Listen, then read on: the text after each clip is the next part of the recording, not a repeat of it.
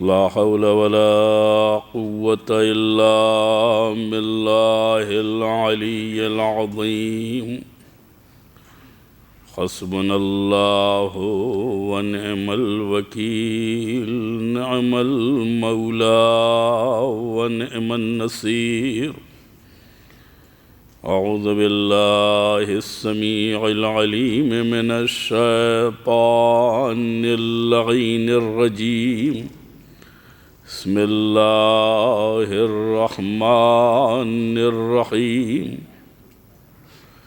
الحمد لله رب العالمين والعاقبة للمتقين والجنة للموحدين والنار للعاصين والملحدين والصلاة والسلام والتحية والإكرام على النبي الأمي العربي القرشي المكي المدني العبد المؤيد والرسول المسدد والمصطفى الأمجد حبيب إله العالمين أبي القاسم محمد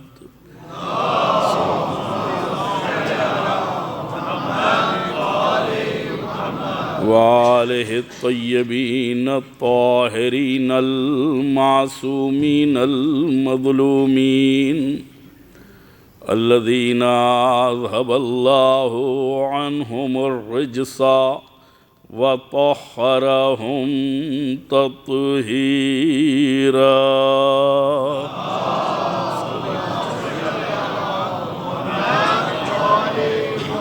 ولعنة الدائمة الباقية على أعدائهم أجمعين من يوم عداوتهم إلى قيام يوم الدين أما بعد فقد هذا ما أوصى به حسين بن علي بن أبي طالب إلى أخيه محمد بن الحنفية إلى أن قال إني لم أخرج أشرا ولا بطرا ولا مفسدا ولا ظالما بل إنما خرجت لطلب الإصلاح في أمة جدي رسول الله أريد أن آمر بالمعروف وأنهى عن المنكر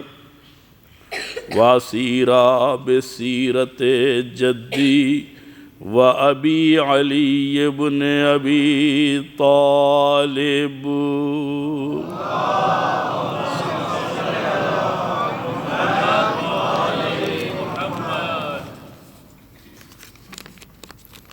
وصیت شریفہ کے تعلق سے گفتگو سے پہلے التماس ہے کہ جملہ مومنین و مومنات کے ساتھ مرحوم مغفور سید ظہیر حسن نقوی صاحب کی روح کو ایک سورہ فاتحہ ایصال فرمائیں اور ان کے لیے نماز وحشت کی بھی گزارش ہے۔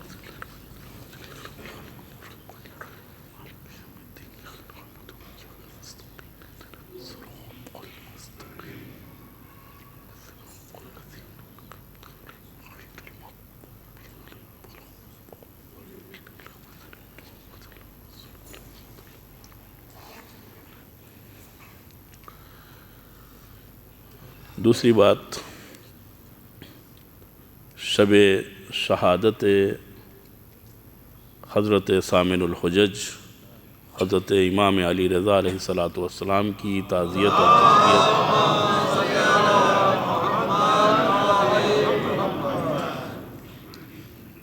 آپ تمام حضرات کی طرف سے ان کے وارث حقیقی امام زمانہ عجل اللہ تعالی فرجہ الشریف کی خدمت میں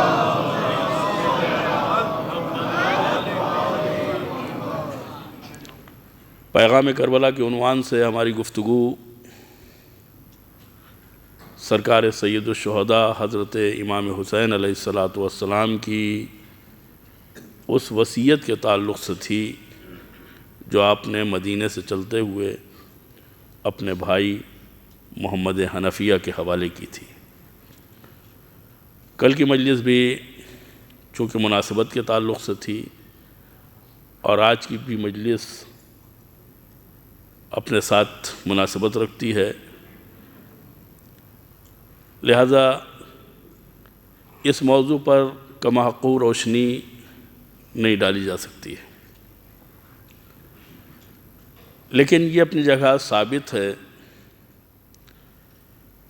کہ پیغام کربلا کا تعلق صرف ہمارے تیسرے امام سے نہیں ہے۔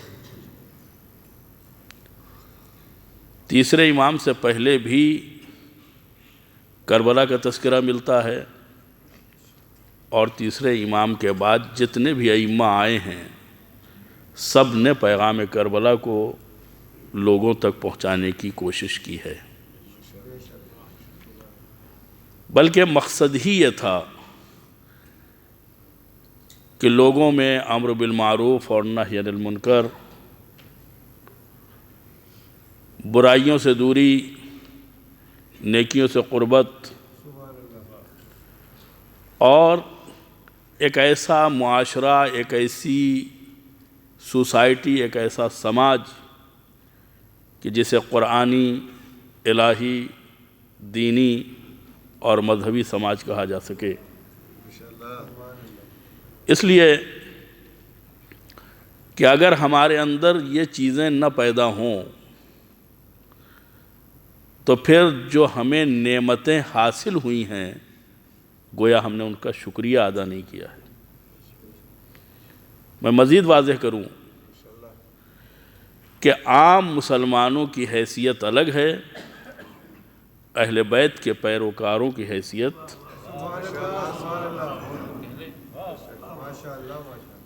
جب حیثیت الگ ہے، معلومات الگ ہے، تو ذمہ داریاں بھی الگ ہیں۔ مسلمان اگر وظائف کے بارے میں، اپنی ڈیوٹی کے بارے میں اسے علم ہے تو بہت بڑی بات ہے، لیکن الحمدللہ چونکہ ہمیں سرکار سید الشہداء کے غم نے وہ پلیٹ فارم عنایت کیا ہے، جو چاہتے ہوئے نہ چاہتے ہوئے، قہرن جبرن ہمیں معلومات کے ان چشموں سے روبرو کرتا ہے کہ جو کہیں نہ کہیں ہمیں کام آتے ہیں،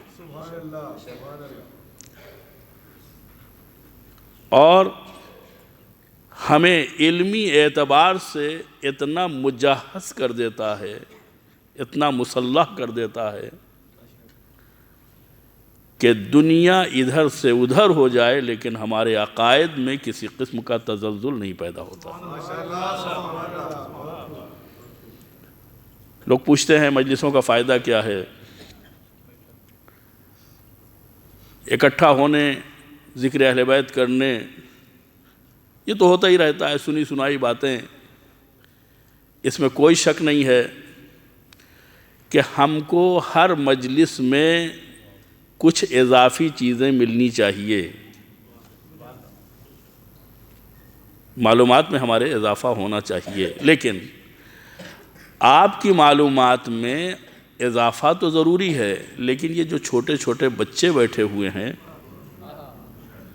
اگر ان کو وہ باتیں جو بنیادی ہیں نہ بتائی جائیں تو جو آپ کے علم میں اضافہ ہوگا اس کا بھی فائدہ ان کو حاصل ہونے والا نہیں ہے۔ لہذا اگر کہیں کوئی واقعہ تکرار ہو رہا ہے، کوئی بات ریپیٹ ہو رہی ہے کہیں مجلسوں میں، تو آپ صرف اپنے آپ کو نہ دیکھیں، اس لیے کہ ایک مقرر کے لیے، ایک خطیب کے لیے، ایک ذاکر کے لیے منبر پہ آ کے سب کو مساوی طور پہ فیض پہنچانا یہ بہت مشکل ہوتا ہے، اس استاد کے مقابلے میں جو کلاس میں اپنا سبجیکٹ پڑھا رہا ہوتا ہے۔ کلاس میں کیا ہوتا ہے؟ ایک عمر، ایک سطح، ایک معلومات، ایک سن، عصری کیفیت کے حامل، ہمیں معلوم ہے ہم کس سے بات کر رہے ہیں، لیکن مجلس میں ایک پروفیسر بیٹھا ہوا ہے تو ایک انگوٹھا ٹیک، ایک وکیل بیٹھا ہوا ہے، ایک ڈاکٹر بیٹھا ہوا ہے، ایک اپنے زمانے کا اپنے سبجیکٹ کا اسپیشلسٹ بیٹھا ہوا ہے، اور ایک بچہ بیٹھا ہوا ہے۔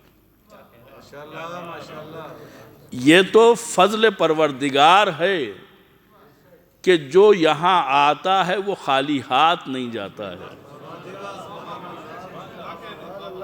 ورنہ ایک بات بچوں کے لیے بھی فائدہ مند ہو، جوانوں کے لیے بھی فائدہ مند ہو، بوڑھوں کے لیے بھی فائدہ مند ہو، خواتین کے لیے بھی فائدہ مند ہو، یہ معجزے کے علاوہ اور کچھ نہیں ہے۔ لہذا چیزوں کو سامنے آنا چاہیے، نسلوں کے ساتھ اس کو ترقی پانا چاہیے۔ ہم اپنے اوپر حمل نہ کریں کہ اگر ہمیں معلوم ہے تو سب کو معلوم ہے، نہیں، بتانے والے کو اس طریقے سے بتانا چاہیے جیسے نہیں معلوم، تاکہ ان کو معلوم ہو جائے جنہیں واقعاً نہیں معلوم۔ تو میں نے عرض کیا کہ آپ کی حیثیت الگ ہے، عام مسلمانوں کی حیثیت الگ ہے، اور ہمارا ماضی بڑا تابناک رہا ہے، ہمیں اپنے حال سے شکوہ ہے۔ آج ہماری معلومات ہمارے بچوں کی، نوجوانوں کی اس سطح کی نہیں ہے جیسے پہلے تھی،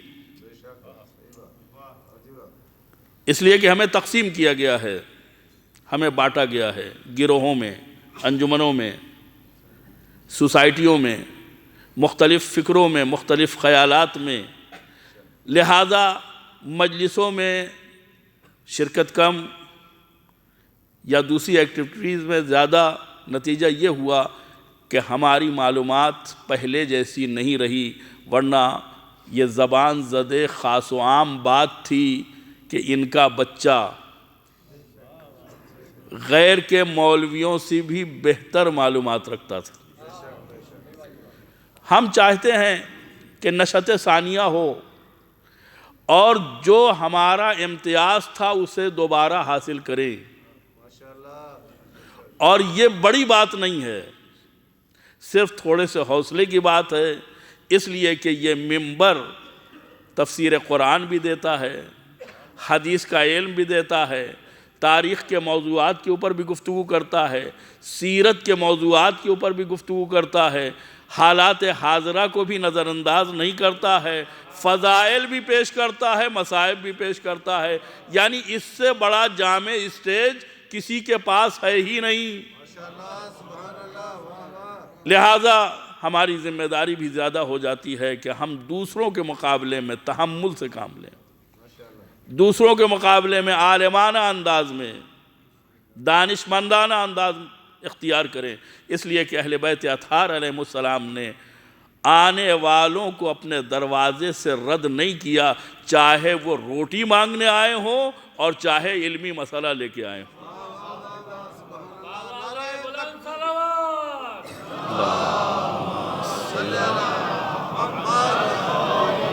نعرہ تکبیر، نعرہ تکبیر، نعرہ رسالت، نعرہ رسالت، نعرہ حیدری، حیدری، آواز بلند صلوات، اللہم صلی علی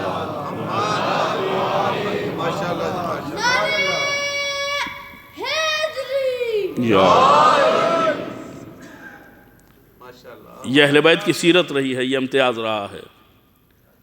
جنہوں نے ظلم کیے، جنہوں نے حقوق کو نظر انداز کیا،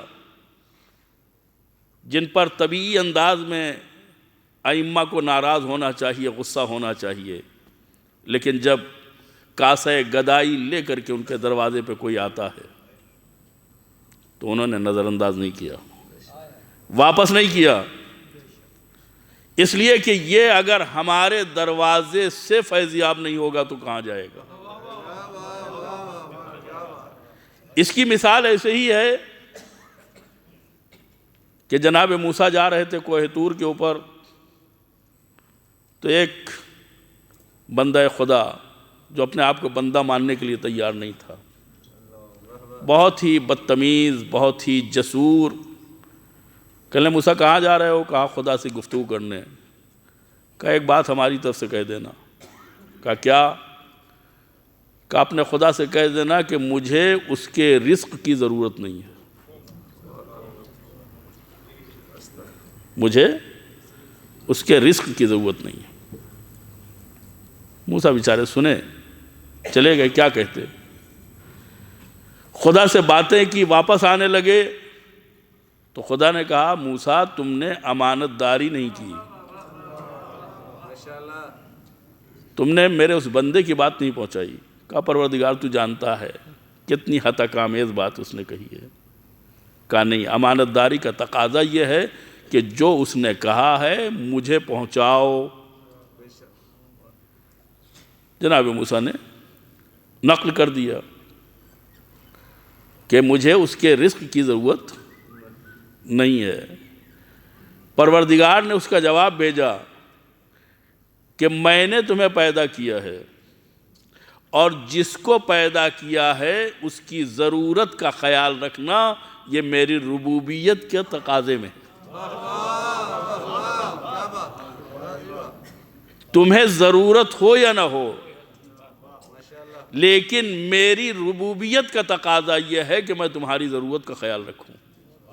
آپ دیکھیں کتنا کریم ہے پروردگار، کتنا کریم ہے خدا، جو اپنے اس بندے کو جو اپنی بندگی کو قبول کرنے کے لیے تیار نہیں ہے، اس طریقے سے نوازنے کے لیے تیار ہے کہ تو بھول گیا ہے کہ تو بندہ ہے، لیکن میں تو نہیں بھولا ہوں کہ تو میرا بندہ ہے۔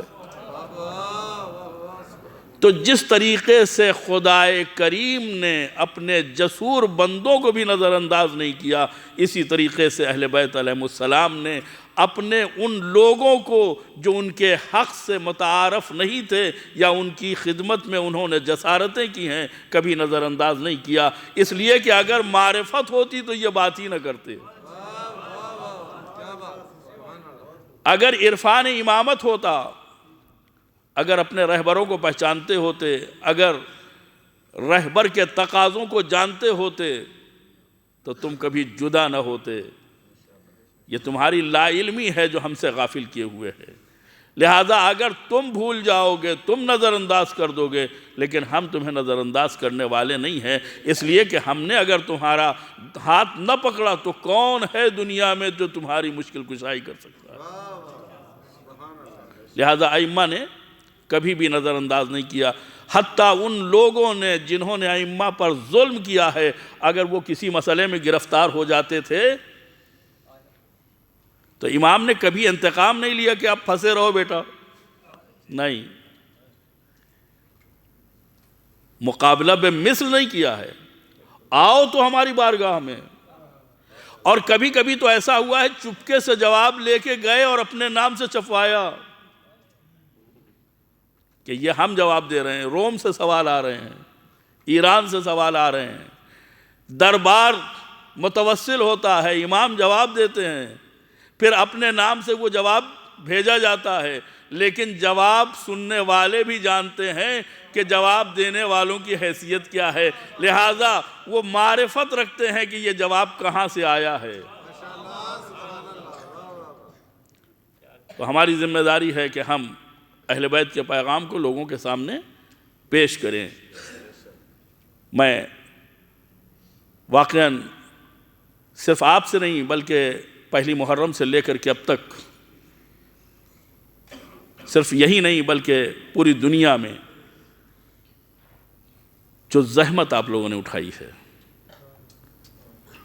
تقریباً 8 ربیع الاول تک 2.25 مہینے بنتے ہیں جو ادائے حسین سے مخصوص ہیں۔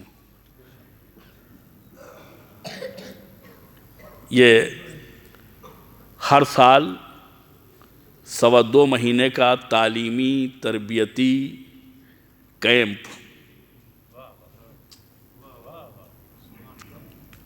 اس کو ہمیں نظر میں رکھنا ہے کہ واقعاً ہمیں اس سے کیا ملا ہے، امام حسین سے ہم کتنا قریب ہوئے ہیں، امام حسین کے مقصد سے کتنا قریب ہوئے ہیں۔ اور بعض اوقات لوگ یہ بھی سوچتے ہیں کہ ہماری زحمتیں آیا بارگاہ ائمہ میں، بارگاہ خدا میں قبول ہوئیں یا نہیں۔ اگر قبول ہو جاتی ہیں، اس کی کچھ علامتیں ہوتی ہیں، تو پتہ چلتا ہے کہ ہماری محنت ضائع نہیں ہوئی۔ خدا ہمارے اب تک کی عزاداری کو قبول کرے اور ہمیں مزید معرفت کے ساتھ عزائے حسین برپا کرنے کی توفیق عنایت کرے۔ لیکن اسی کے ساتھ ساتھ ہمیں یہ دیکھنا ہے کہ ہم نے جو کچھ کیا ہے، اس نے ہمارے ساتھ کیا کیا ہے۔ ہمارے 8ویں امام جن کی شب شہادت ہے، انہی سے روایت ہے کہ ایک شخص آتا ہے امام کی خدمت میں، کہتا مولا یہ بتائیے کہ ہماری نماز خدا کی بارگاہ میں قبول ہوئی یا نہیں۔ ایک ذاتی سوال ہے جو اس نے کیا۔ اب ظاہر سی بات ہے کہ ذاتی سوال کا جواب ذاتی ہوگا۔ امام کو یہ کہہ دینا چاہیے کہ تمہاری نماز قبول ہو گئی، وہ خوش ہو جاتا، یا اگر خدا نخواستہ اس کی نماز میں کوئی کمزوری یا کوئی رکاوٹ یا کسی قسم کی کوئی مشکل ہوتی تو متوجہ فرما دیتے کہ بھائی یہ چیزیں تم اصلاح کر لو، تمہاری نماز قبول ہے۔ امام کی مشکل کشائی کو نظر میں رکھیے کہ ایک آدمی جو امام کی زندگی میں امام کے سامنے زندگی گزار رہا ہے، وہ امام سے اپنا ذاتی سوال پوچھ رہا ہے۔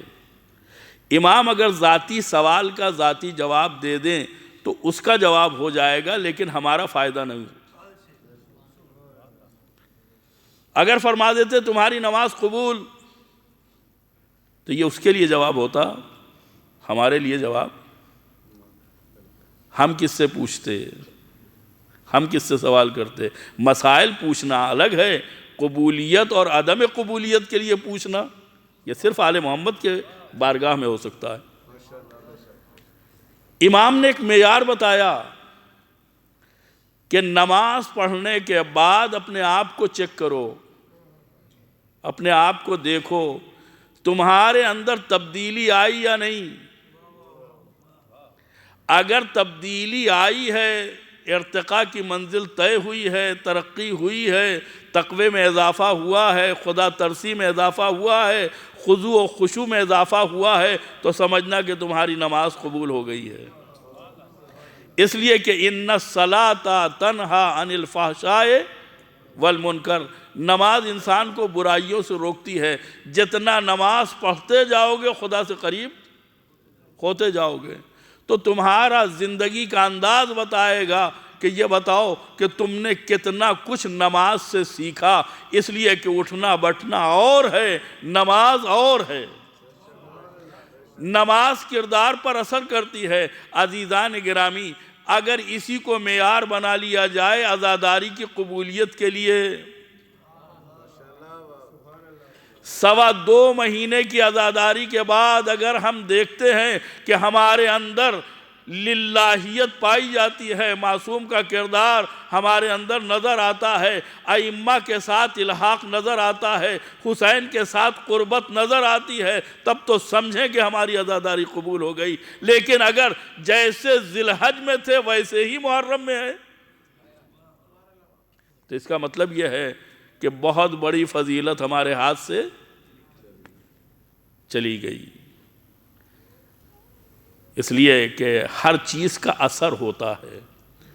آیتیں پڑھیے اثر ہوتا ہے، دعا پڑھیے اثر ہوتا ہے، صلوات پڑھیے اثر ہوتا ہے، اچھی باتیں کیجئے اثر ہوتا ہے، حتیٰ گالی دینے میں بھی اثر ہوتا ہے۔ اب ہمیں مثبت اثر چاہیے یا منفی اثر چاہیے؟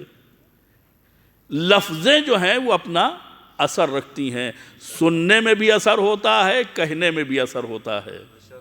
لہٰذا ہمارے اندر تبدیلی آنا چاہیے، ہمارے اندر ایک طرح کا ارتقاء پیدا ہونا چاہیے۔ اگر یہ ارتقاء پیدا ہوا ہے تو ہمیں شکر پروردگار کرنا چاہیے کہ پروردگار تیرا لاکھ لاکھ شکر کہ تو نے ہماری محنت کو ضائع نہیں ہونے دیا۔ امام بارگاہ کے ذمہ داروں نے شکریہ ادا کرنے کے لیے کہا تھا۔ ظاہر سی بات ہے کہ اوقاف جعفری نے تعاون کیا اور آپ کے عزاداری کے ماحول کو انہوں نے بہتر بنانے کی کوشش کی۔ وزارتیں، حکومت، پولیس، جتنے بھی لوگوں کا انوالومنٹ ہے، سب نے اپنے اپنے اعتبار سے محنت کی اور محنت کر کے عزاداری کے ماحول کو قائم کرنے کے لیے پورا تعاون پیش کیا۔ امام بارگاہ کے مسئولین اپنی طرف سے شکریہ ادا کرتے ہیں اور میں ان کی زبان بن کر کے ان کا شکریہ ادا کرنا چاہتا ہوں کہ ان لوگوں نے اپنے تعاون کے ذریعے سے عزاداری میں مدد کی۔ انہوں نے ایک جملہ اور بھی کہا تھا جو کہتے ہوئے مجھے اچھا نہیں لگ رہا ہے۔ آپ لوگوں نے دل کھول کر تعاون کیا، ان کی مدد کی، مجلسوں میں اپنے اعتبار سے حصہ لیا۔ میں آپ کا شکریہ ادا نہیں کرنا چاہتا ہوں، اس لیے کہ اس شکریہ کے لیے ایک بیوی ہے جس کا وجود بذات خود آپ کے لیے شکریہ۔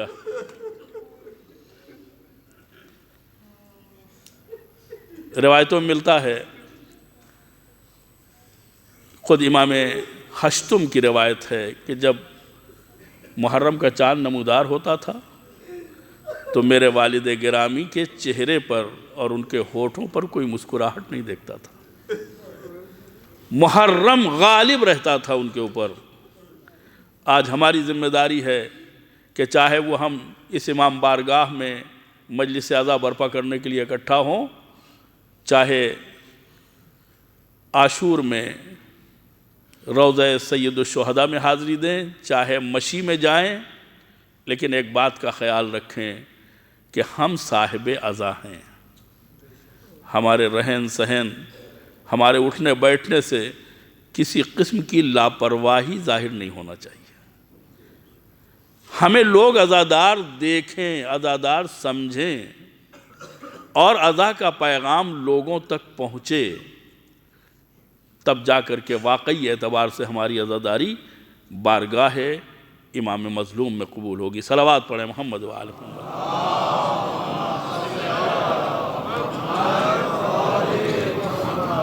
یہ رات امام رضا کی رات ہے اور امام بارگاہ کا تعلق بھی امام ہشتم سے ہے، لہذا مزید حق بنتا ہے کہ ان کے سلسلے میں گفتگو کی جائے۔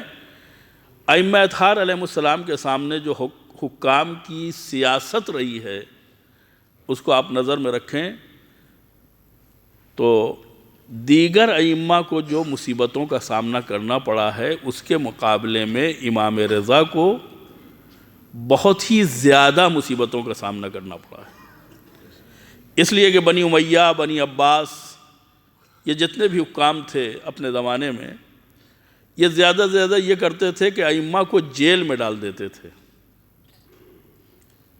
انہیں بند رکھتے تھے، کھانے پر پابندی، پانی پر پابندی، سونے پہ پابندی، عبادتوں پہ پابندی، ہر اعتبار سے اذیت کرتے تھے۔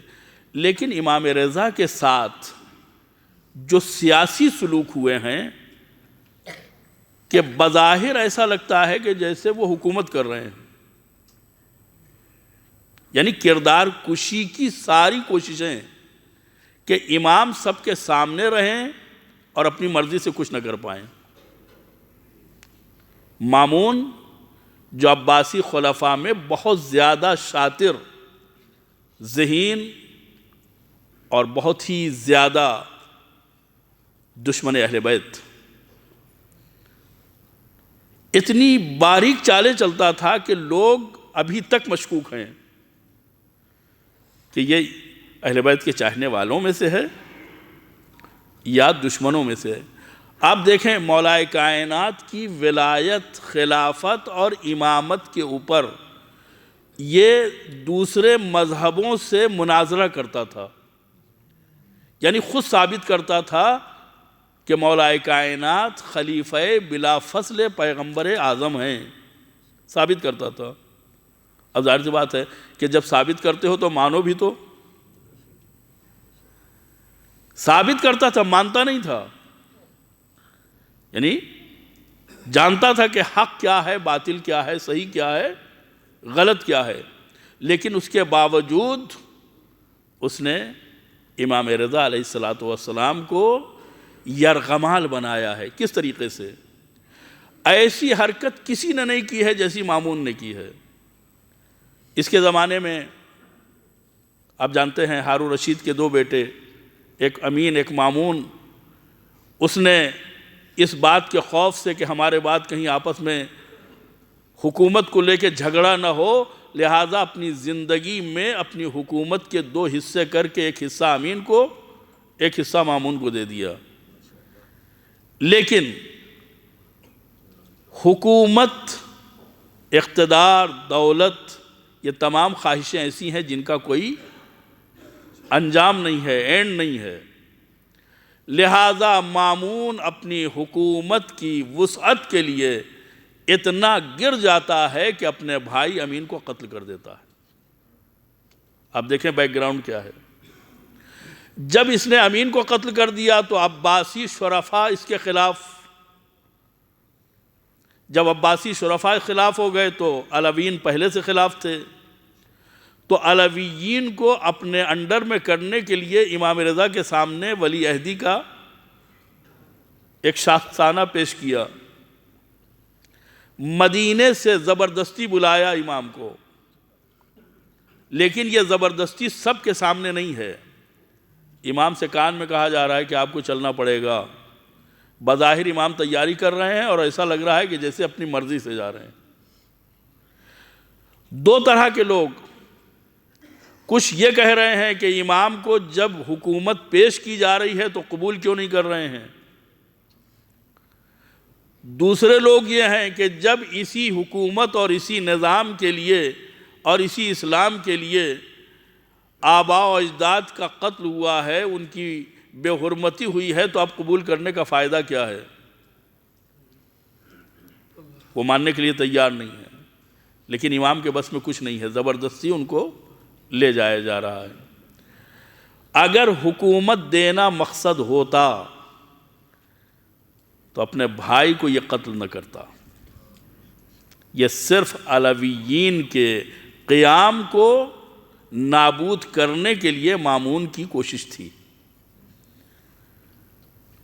بڑا انتظام کیا، بڑا اہتمام کیا، امام کو لے کے جا رہے ہیں، راستہ بڑے شاہانہ انداز میں، لیکن یہ تو گھر والے جانتے ہیں، یہ تو امام جانتے ہیں کہ بظاہر شاہانہ انتظام ہے، لیکن اس شاہانہ انتظام میں امام کی اپنی مرضی شامل نہیں ہے۔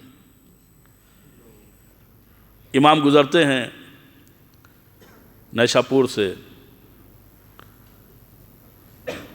نیشاپور جہاں آپ زیارت کرنے جائیں تو وہ جگہ بھی ہے جو قدم گاہ کے نام سے جانی جاتی ہے، کہ پتھر کے اوپر بیٹھ کے آپ نے وضو کرنا چاہا تو پتھر کے اوپر آپ کے پیروں کے نشان بن گئے۔ وضو کے لیے پانی فراہم نہیں تھا، ایک جگہ آپ نے تھوڑا سا زمین کھودی، پانی بہنے لگا، اور وہ 1400 سال سے اب تک پانی بہ رہا ہے، اور زائرین جاتے ہیں، پانی پیتے ہیں، اور تبرک کے طور پر اس پانی کو اپنے گھر لے آتے ہیں۔ نیشاپور میں جب امام کی سواری پہنچی ہے اور چلنے لگے ہیں تو 24,000 راوی، یعنی یہ ہماری روایتیں نہیں ہیں، صرف فریقین نے لکھا اس کو، 24,000 قلمدان حدیث لکھنے کے لیے آمادہ ہیں، اور امام سے گزارش کر رہے ہیں کہ ایک حدیث بیان کر دیجئے۔ کیا مسلمانوں کے پاس حدیث کی کمی ہے؟ کتنی کتابیں ہیں جو صحیح غلط کے نام سے مشہور ہیں؟ آپ کے پاس تو پورا ڈھیر ہے. پھر ایک حدیث کی فرمائش کیوں؟ اس لیے کہ وہ حدیثیں جو سیاسی اعتبار سے لکھی گئی ہیں وہ الگ ہیں، لیکن امت چاہتی ہے کہ اہل بیت کی زبان سے رسول کی حدیث سنیں. فرمائش کی جاتی ہے کہ مولا آپ ہمارے درمیان سے گزر جائیں گے، کیا کوئی حدیث نہیں بیان کریں گے؟ امام رک گئے. فرماتے ہیں دیکھیں حدیث بیان کرنے کا انداز کیا ہے. صرف حدیث نہیں بیان کیا ہے، حدیث کی سند بیان کی ہے کہ جبرائیل نے لوح محفوظ پہ دیکھا، انہوں نے پیغمبر اسلام کو خبر دی، انہوں نے مولا کائنات کو بتایا، انہوں نے حسن حسین کو بتایا. یہ سلسلہ یہاں تک کہ میرے والد گرامی تک پہنچا اور انہوں نے مجھ سے بیان کیا. کیا بیان کیا؟ کلمۃ لا الہ الا اللہ حصنی. لا الہ الا اللہ کا کلمہ جو ہے خدا فرما رہا ہے کہ میرا قلعہ ہے. فمن دخل حصنی امن من عذابی، جو اس قلعے میں داخل ہو گیا وہ میرے عذاب سے محفوظ رہ گیا. آپ نے اس حدیث کو بیان کیا اور بیان کرنے کے بعد جب 2 قدم سواری آگے بڑھی تو آپ نے ہودج سے اماری سے سر نکال کے اس حدیث کو مکمل کیا. لیکن بشرطہا و شروطہا، صرف کلمہ لا الہ الا اللہ زبان پہ جاری کرنا کافی نہیں ہے، ولایت محمد اور آل محمد بھی ضروری ہے. وَأَنَا مِن شُرُوطِهَا، یاد رکھو انہی شرائط میں سے میری ذات بھی ایک شرط ہے.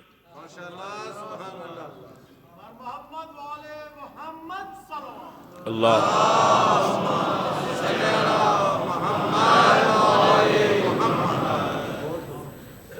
کلمہ لا الہ الا اللہ شرط و شرائط کے ساتھ اگر کوئی زبان کے اوپر جاری کرے گا تو وہ عذاب الہی سے محفوظ رہے گا. اور میں بھی انہی شرائط میں سے ایک ہوں. یہاں کے اوپر آپ دیکھیں کہ امام نے اگر حدیث بیان کر دی ہوتی، ظاہر سی بات ہے کہ فرزند رسول ہونے کے ناطے مجمع آیا ہے اور آپ سے سوال کر رہا ہے کہ ایک حدیث بیان کر دیجئے. آپ سے سند نہیں چاہتا ہے، لیکن امام نے سند بتائی اور سند بتا کر کے یہ بات واضح کی کہ جو ذخیرہ تمہارے پاس ہے وہ اور ہے، جو کچھ میں بتا رہا ہوں وہ اور ہے. یہی وجہ ہے کہ ذخیرہ ہوتے ہوئے بھی تمہیں اصلی مال کی تلاش ہے کہ آل محمد کے در سے کوئی حدیث مل جائے. جب تم آل محمد کے در کی حدیث چاہو گے تو ہم کہتے ہوئے نظر آئیں گے کہ اس سلسلہ سند میں تمہارا کوئی نہیں ہے، ہمارے باپ دادا ہیں جن کا سلسلہ جبرائیل تک پہنچتا ہے. صلوات پڑھے محمد و آل محمد.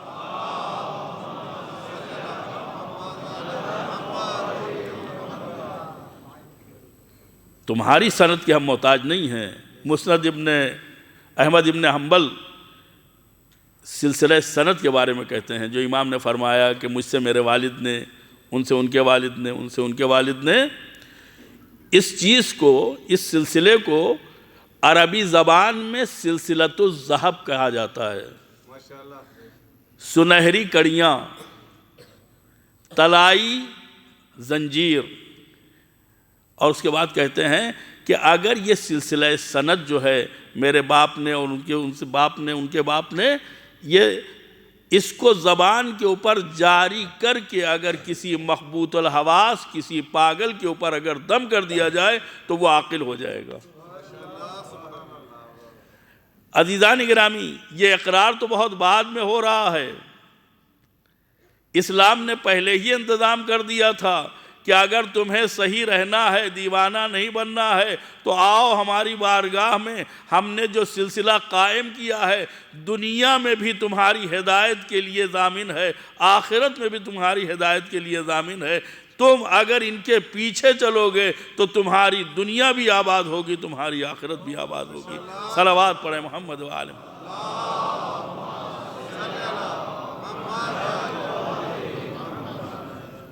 24,000 قلمدان ایک حدیث کو لکھنے کے لیے. آخر اتنے قلمدان کی ضرورت کیا ہے؟ شاید قدرت نے انتظام کیا ہو انتقام لینے کے لیے کہ پیغمبر نے ایک قلم مانگا تھا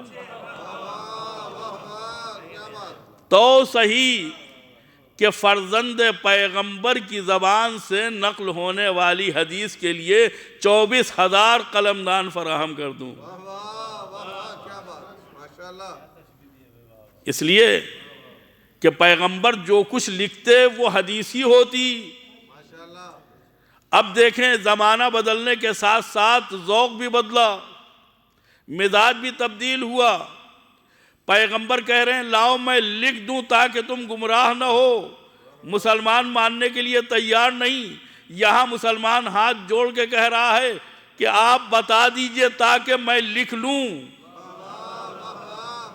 اس کا مطلب یہ ہے کہ مسلمان نے اس زمانے تک اتنی ترقی کر لی کہ سارے ادوار میں ضلالت اور گمراہی کی ٹھوکروں نے اسے اتنا باہوش بنا دیا کہ اگر علم و ہدایت ملنا ہے تو اسی دروازے سے، لہٰذا اب چوکنا نہیں چاہیے. قلم دعوات اگر وہ نہ بھی مانگے تو خود سے لا کے لکھ لینا چاہیے. صلوات پڑھیں محمد و آل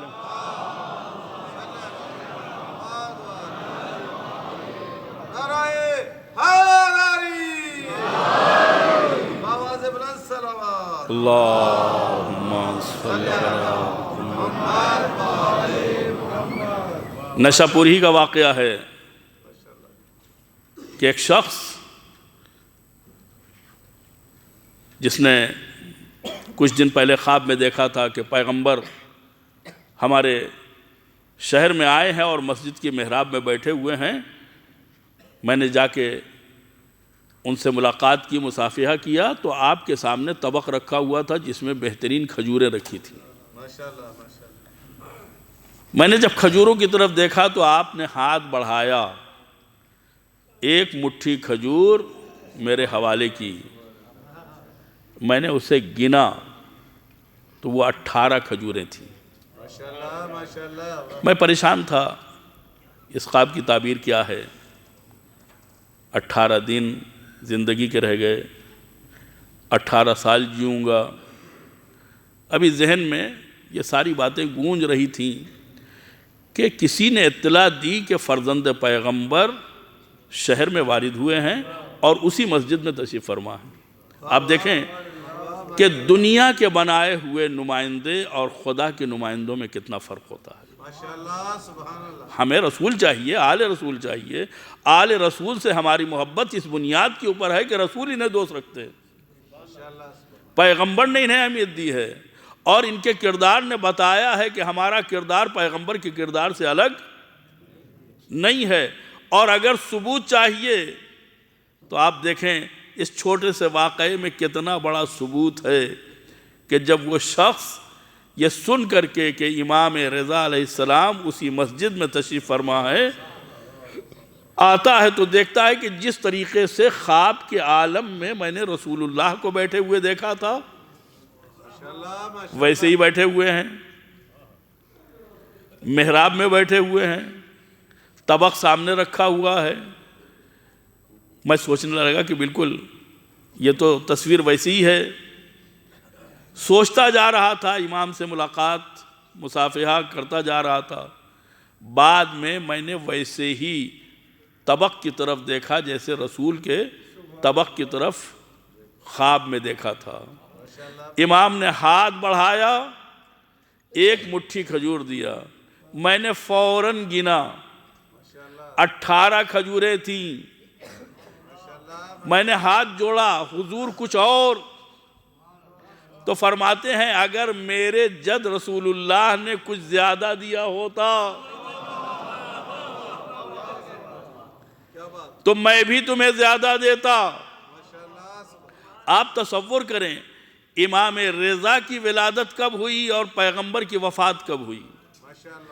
زمانہ تقریباً 1.5-2 صدیوں کا ہے.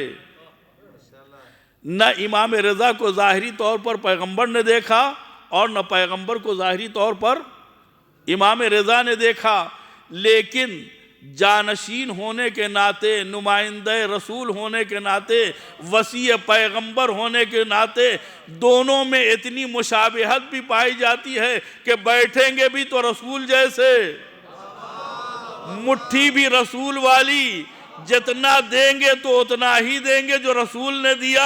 اب یہ امت کی بدقسمتی نہیں ہے تو کیا ہے کہ رسول اور آل رسول کو چھوڑ کر کے یہ دنیا میں بھٹکتے پھر رہے ہیں اور ہدایت کی تلاش کر رہے ہیں۔ صلوات پڑھے محمد وآلہ۔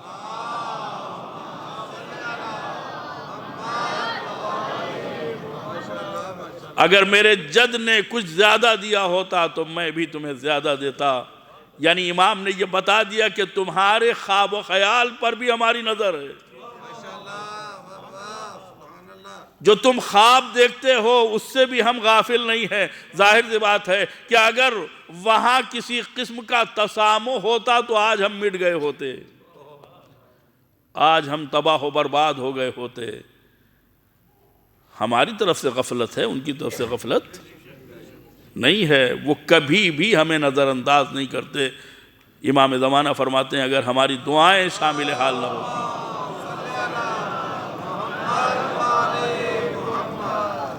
ہماری دعائیں شامل حال نہ ہوتی تو تمہارا وجود نہ ہوتا۔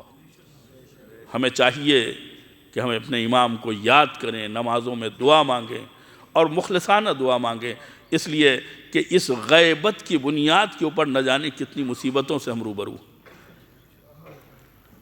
امام مرو پہنچتے ہیں، امام کے سامنے بادشاہ جو ہے وہ حکومت پیش کرتا ہے۔ آپ دیکھیں کتنی بڑی سازش ہے، یہ حکومت دینا نہیں چاہتا ہے، یہ چال چل رہا ہے۔ اس کا مقصد یہ ہے کہ اگر یہ قبول کر لیتے ہیں تو ہمیں ان کی کردار کشی کا موقع مل جائے گا، اور یہ کہنے کا موقع ملے گا کہ ان کا زہد و تقوی، ان کی دینداری صرف اس وقت تک ہے جب تک حکومت ان کے ہاتھ میں نہیں آتی، اور اگر قبول نہیں کرتے ہیں تو ہمارے پاس ایک دلیل ہوگی کہ اب تک اگر کسی کے پاس حکومت رہی ہے تو غصبی رہی ہو تو رہی ہو، لیکن ابھی تو میں دے رہا ہوں اور یہ نہیں لے رہے ہیں، یہ تو مجبوراً میں چلا رہا ہوں، میں مجبوراً قبول کر رہا ہوں، اس لیے کہ جب امام نہیں لیں گے تو ہمارے لیے مجبوری ہے۔ مقصد یہ تھا کہ اگر قبول بھی کر لیں گے تو ان کے پاس افراد کہاں ہے؟ حکومت چلانا یہ ایک آدمی کے بس کی بات نہیں ہے، پورا کیڈر چاہیے، پورا سسٹم چاہیے، پورا نظام چاہیے۔ بنی امیہ نے، بنی عباس نے ائمہ اطہار علیہ السلام کے اصحاب اور ان کے متعلقین کو ٹارچر کر کے، زجر و توبیخ کر کے بہت ہی اذیت ناک موتوں سے روبرو کرایا۔ جیلوں کے حالات آپ پڑھیے کہ ایک آدمی اگر قیدی مر جاتا تھا تو اسے باہر نہیں نکالا جاتا تھا، وہیں وہ تعفن کا شکار پورا، پھر اس میں امراض پیدا ہوتے تھے، دوسرا آدمی مر جاتا تھا پھر وہیں رہتا تھا، تیسرا آدمی مر جاتا تھا۔ اس طریقے سے جو زندہ تھے وہ بھی ذہنی طور پہ معاف ہو گئے تھے۔ اب امام کے پاس افراد کہاں ہیں؟ امام کے پاس کیڈر کہاں ہے؟ صحابی کہاں ہیں؟ امام کس کے سہارے حکومت قبول کریں؟ اگر حکومت لے لیتے ہیں تو چلائیں گے یہی بنی عباس، نام ہوگا امام کا، کام ہوگا بنی عباس کا، لہذا امام کے کاندھے پر بندوق رکھ کے چلائی جا رہی تھی۔ اس کی سمجھ میں یہ بات آ گئی تھی کہ صرف دو ہی راستے ہیں، یا امام لیں گے یا نہیں لیں گے۔ لے لیں گے تو ہمیں بدنام کرنے کا موقع ملے گا، نہیں لیں گے تو ہمارے پاس عذر معقول رہے گا کہ ہم نے تو دیا تھا، اب یہ خود نہیں لے رہے ہیں تو ہم کیا کریں۔ لیکن سلام ہو امام کی بصیرت کے اوپر کہ حکومت کو امام نے کٹہرے میں کھڑا کر دیا۔ بڑا حسین سوال کیا بڑا حسین سوال کیا، حضور یہ حکومت آپ لے لیجئے، یہ ولی عہدی آپ لے لیجئے۔ کہا جب میں حکومت نہیں لے رہا ہوں تو ولی عہدی کیا کروں گا؟ جب میں پوری نہیں لے رہا ہوں تو آدھی کی پیشکش کا کیا مطلب ہے؟ کہا نہیں آپ حکومت لے لیجئے۔ امام نے یہ نہیں کہا کہ نہیں لوں گا یا لے لوں گا، امام نے کٹہرے میں کھڑا کیا، یہ بتاؤ یہ تمہارے ہاتھ میں آئی کہاں سے؟ جیسے چور سے پوچھا جاتا ہے کہ یہ مال تمہارے ہاتھ میں آیا کیسے؟ اگر خدا نے تمہیں دیا ہے تو پھر دوسروں کو دینے کی کوشش کیوں کر رہے ہو؟ اور اگر خدا نے نہیں دیا تو جب تمہاری چیز ہی نہیں ہے تو دوسروں کو دے کے احسان کیوں کر رہے ہو؟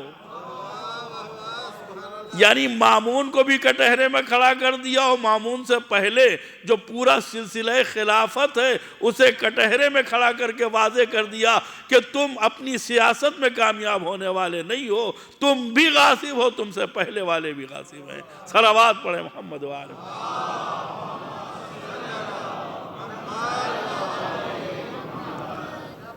واقعات بہت ہیں اور پیش کرنے کی چیزیں بہت ہیں، لیکن وقت کم ہے۔ یہاں کے اوپر نماز عید بھی آپ کے سامنے ہے، امام سے گزارش کی جاتی ہے کہ نماز عید پڑھائیں آپ۔ امام نے کہا تم پڑھانے نہیں دو گے۔ کہا کون روکے گا؟ جب میں کہہ رہا ہوں۔ کہا نہیں پڑھانے نہیں دو گے۔ کہا آپ پڑھائیے، میں حکم دیتا ہوں۔ کا ایک شرط ہے کہ میں ویسے ہی پڑھاؤں گا جیسے رسول اللہ پڑھاتے تھے۔ کہ حضور آپ کو روکا کس نے ہے؟ خود یہ نماز اعتراض تھی حکومت کے اوپر، خلافت کے اوپر، اور جب بیعت کی گئی ہے تو بیعت کے اوپر آپ نے اعتراض کیا کہ جس طریقے سے تم بیعت لے رہے ہو یہ اسلامی طریقہ نہیں ہے۔ یعنی حکومت کے اوپر اعتراض کیا، تمہیں بیعت لینی بھی نہیں آتی، تمہیں نماز پڑھانی بھی نہیں آتی۔ امام رسول اللہ کے انداز سے سفید ملبوس میں گھر سے برآمد ہوئے، عصا ہاتھوں میں، ننگے پیر۔ ابھی تک حکومت کا حشم و قدم اپنے پورے تمطراق کے ساتھ ظاہر ہوتا تھا، لوگ سواریاں، لوگ بگھیاں اور جوتے ووتے پہن کر کے آتے تھے۔ اب جو فوجوں نے دیکھا، جو امام کو لے جانے کے لیے آئے ہیں، انہوں نے دیکھا کہ فرزند پیغمبر ننگے پیر آ رہے ہیں، تو اب کسی کا تسمہ نہیں کھل رہا ہے، کسی کا جوتا نہیں اتر رہا ہے، وہ اپنی چھریوں سے اپنے تسمے کو کاٹ کے اپنے جوتے کو پھینک رہے تھے، اور ایک ایک قدم پہ جو امام تکبیر بلند کر رہے تھے ایسا لگ رہا تھا کہ جیسے در و دیوار سے تکبیر کا انعکاس ہو رہا ہے۔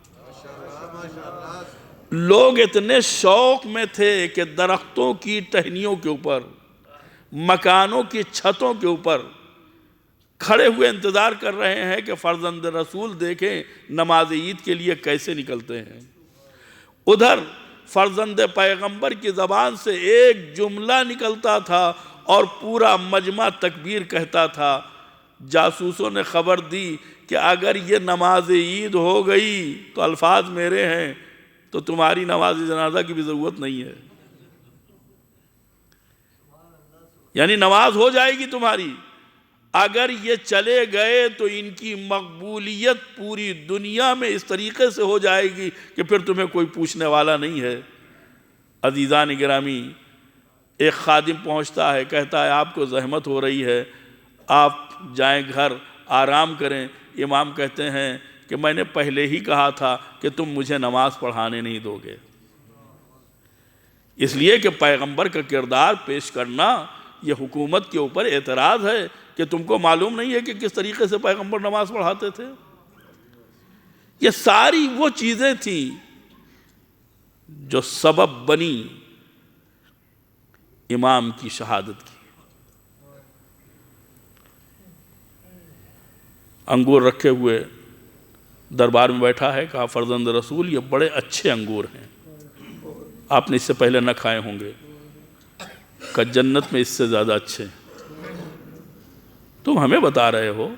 ہم تو جنتی نعمتیں استعمال کرتے رہتے ہیں. کہا نہیں انہیں کھائیے. انگور میں زہر ملا ہوا تھا. فرزند پیغمبر نے 2 یا 3 دانے. حالت متغیر ہوئی. اٹھے. ظالم پوچھتا ہے کہاں جا رہے ہیں؟ امام فرماتے ہیں جہاں تو نے بھیجا ہے. آپ تصور کر سکتے ہیں؟ جہاں تو نے بھیجا ہے وہاں میں جا رہا ہوں. گھر آئے. ابا سلط جو خادم ہیں اس نے حالت زار دیکھی. تھوڑی دیر کے بعد دروازہ بند تھا, کسی نے دق الباب کیا. امام تقی علیہ السلام باعجاز تشریف لائے. غربت کے عالم میں, مسافرت کے عالم میں اپنے باپ کے ساتھ ملاقات کی. باپ نے سینے سے لگایا, وصیت کی, اسرار امامت تعلیم کیے. باپ اس دنیا سے اٹھا, اس کا غسل اور نماز جنازہ کا انتظام خود امام نے کیا, اور اس کے بعد جیسے معجزے کے طریقے سے آئے تھے ویسے ہی واپس چلے گئے. حکومت نے اس الزام کو اپنے سر نہ لینے کی وجہ سے سرکاری سوگ کا اعلان کیا. جنازہ بڑے دھوم سے اٹھایا گیا. بازار بند تھے, پورے شہر میں کالے پرچم لگے ہوئے تھے, کالے پردے پڑے ہوئے تھے. لوگ کالے لباس پہن کر کے امام کی تشییع جنازہ میں شریک تھے.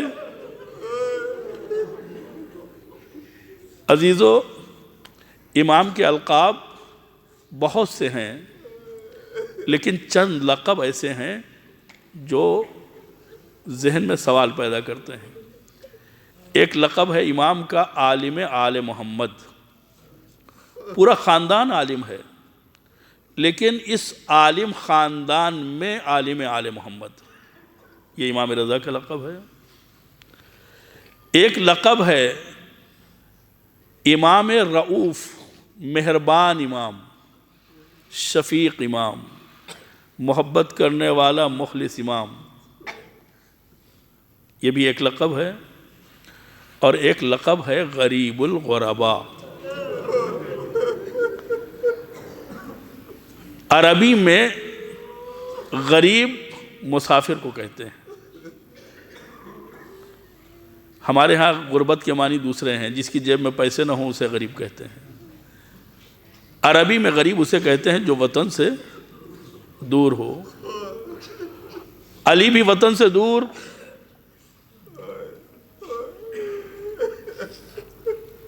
امام حسین بھی وطن سے دور,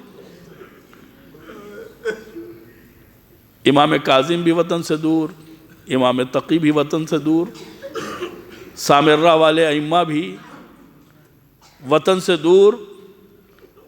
یہ غربت والے امام ہیں. لیکن امام رضا کا نام غریب الغرباء ہے. اس کی وجہ یہ ہے کہ دیگر ائمہ اپنے وطن سے دور تو ہیں, لیکن کم سے کم عرب کی سرزمین پہ تو ہیں. یہ امام وطن سے اتنا دور ہوا کہ عرب کا منطقہ بھی ختم ہو گیا. عجم میں آ کر کے اس کو دفن ہونا نصیب ہوا. عزیزو, غریب الغرباء کہتے ہیں, اور جب مشہد کے روضے کو دیکھتے ہیں, مشہد کی رونق کو دیکھتے ہیں, تو غریب الغرباء کہنے کو دل نہیں چاہتا. مولا ہم آپ کو غریب الغرباء کہیں یا ان اماموں کو غریب الغرباء کہیں جو نام کے لیے تو وطن میں ہیں, لیکن ان کی غربت نوحہ پڑ رہی ہے. ارے بقیع میں دفن ہونے والے امام حسن, امام سجاد, امام باقر, امام صادق, ارے کوئی ایک چراغ جلانے والا نہیں ہے. کوئی صاحبان تاننے والا نہیں ہے۔ اے مولا اجازت دیجئے تو ان وطن میں دفن ہونے والوں کو ہم غریب الغربا کہیں، اس لیے کہ آپ کے چاروں طرف تو ظاہروں کا ہجوم ہے، لیکن یہاں اگر کوئی سلام کرنا چاہتا ہے تو نہ سلام کر پاتا ہے نہ زیارت پڑھ پاتا ہے۔ مولا آپ کی غربت پہ ہمارا سلام ضرور ہے، لیکن خبر لیجئے بقی کے ائمہ کی کہ جہاں کے اوپر رات میں تاریکی ہے، دن میں دھوپ ہے، نہ سائے کا انتظام نہ روشنی کا انتظام۔ سَيَعْلَمُ الَّذِينَ ظَلَمُوا أَيَّ مُنْقَلَبٍ يَنْقَلِبُونَ اِنَّا لِلَّهِ وَإِنَّا إِلَيْهِ رَاجِعُونَ۔ الہی بحق زہرا وابیہا وبعالہا وبنیہا وبحق الائمة التسعة الطاہرین من ذریت الحسین علیہ السلام فاستجب دعانا واقض حاجاتنا برحمتک یا ارحم الراحمین۔ پروردگارہ ہمارے اس عمل کو اپنی بارگاہ میں قبول فرما، توفیقات میں اضافہ فرما، بیماروں کو بحق بیمار کربلا شفاء کامل و عاجل عنایت فرما، مرحومین کی مغفرت فرما۔ مالک ہمیں اس وقت تک موت نہ دینا جب تک کہ تیری ذات اور ہمارے زمانے کا امام ہم سے راضی نہ ہو جائے۔ دنیا میں ہمیں زیارت محمد و آل محمد اور آخرت میں ان کی شفاعت نصیب فرما۔ پرچم اسلام کو سربلند فرما، پرچم کفر و نفاق و الحاد کو سرنگوں فرما، علماء اعلام اور مراجع کرام کی حفاظت فرما، مزارات مقدسہ کی حفاظت فرما، اہل بیت کے چاہنے والے گوشہ و کنار دنیا میں جہاں کہیں بھی ہوں ان کی جان و مال، عزت و ناموس کی حفاظت فرما۔ دشمنان اسلام اگر اصلاح کے لائق نہیں ہیں تو انہیں نیست و نابود فرما۔ ولی برحق وارث زہرا امام زمانہ کے ظہور میں تعجیل فرما، ہم سب کو ان کے ناصروں مددگاروں اور غلاموں کے فہرست میں شامل فرما۔ وصلی اللہ علی محمد وآلہ الطیبین الطاہرین المعصومین۔ ایک سورہ فاتحہ جملہ مومنین و مومنات کے ساتھ مرحوم مغفور سید ظہیر حسن نقوی مرحوم کی روح کو ایصال فرما دے۔